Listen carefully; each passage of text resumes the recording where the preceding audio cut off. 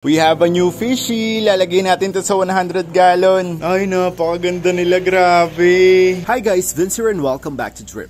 Sabi ko nga sa inyo na bobore na ako dito sa ating 100 gallon Godzilla tank. So now, dadagdagan natin to ng mga isda. Bumili ako ng mga regular molly, ng mga halo-halong platy. Hindi naman to mamahaling isda. Pero gusto ko lang na makakita ng napakaraming isda dito sa ating 100 gallon tank. So, ito na yung binili ko. Ayan. So, halo-halo yung mga platy. Tapos may mga molly tayo dyan. Na-acclimate muna natin to for 45 minutes. Tapos babalikan natin sila. Ito yung unang bag natin. Meron tayo ditong assorted na mga molly. So, acclimate lang natin yan dito. Tapos, on this bag, meron tayong mga assorted na mga platy naman. So, ayan, nakitang-kita nyo napakarami ng ating mga isda.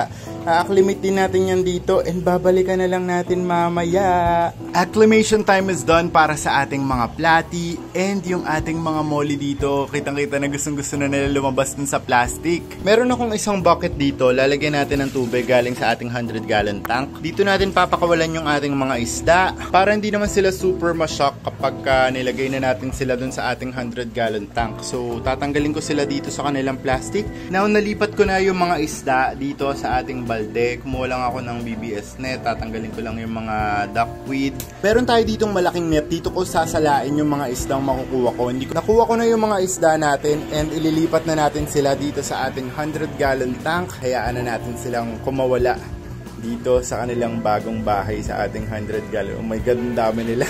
Naninibago ko. Napaka-cute, halo-halo yung kulay nila.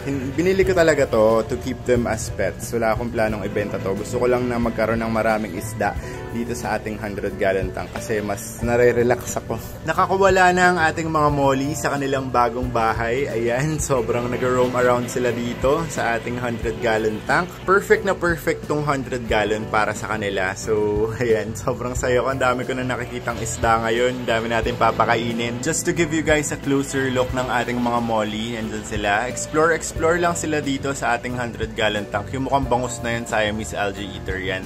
So, ayun, yung iba pumupunta dun sa may angelfish. Hindi naman niya kinakana yung mga molly. And yung iba ay paikot-ikot lang dito sa may gitna.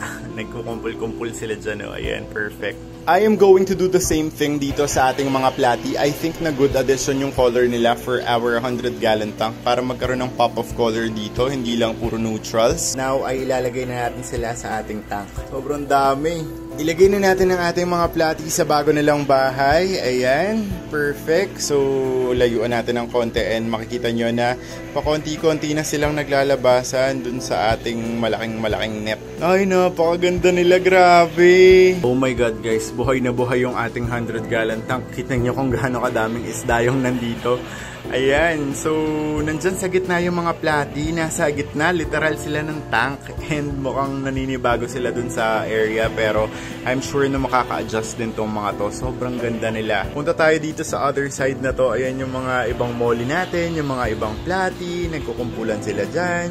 Meron naman tayo mga platy doon na nag-explore sa ating mga hydrilla. May mga platy din tayong nandito lang out in the open. Meron tayong school ng platy doon sa bandang likod na yun. Nakakatuwa. Ang ganda nila talaga, promise. So this is how our 100 gallon Godzilla tank looks like right now. Buhay na ulit siya. Ang dami na nating isda in the future. Well, I think gusto ko pang mag-add ng mga molly or platy dito.